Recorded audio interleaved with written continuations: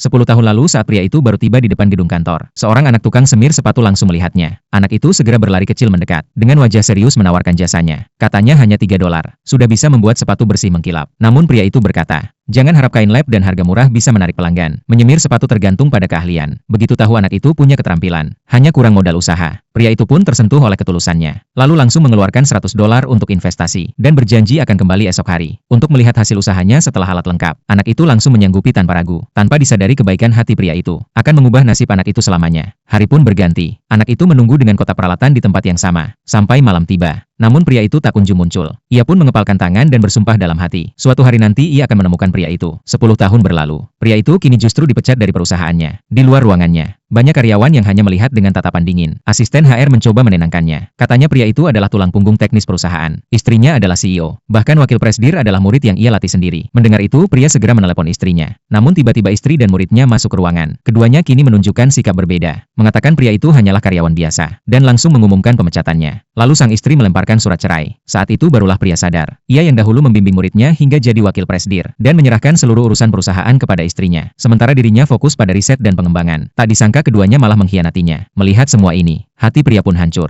Ia mencoba menarik simpati karyawan lama. Namun ternyata semua memilih berdiri di belakang istrinya. Pria terkejut bukan main. Para karyawan bahkan memintanya pergi sendiri, agar tidak menyeret mereka dalam masalah. Mendengar itu pria langsung muntah darah karena marah. Belum sempat menenangkan diri. Beberapa karyawan sudah memaksanya untuk menekan cap jari di surat cerai. Detik berikutnya pria itu langsung diusir keluar dari perusahaan. Tak lama kemudian ia mendapat telepon dari rumah sakit. Ternyata kondisi putrinya kritis, dan biaya operasi mencapai $2 juta.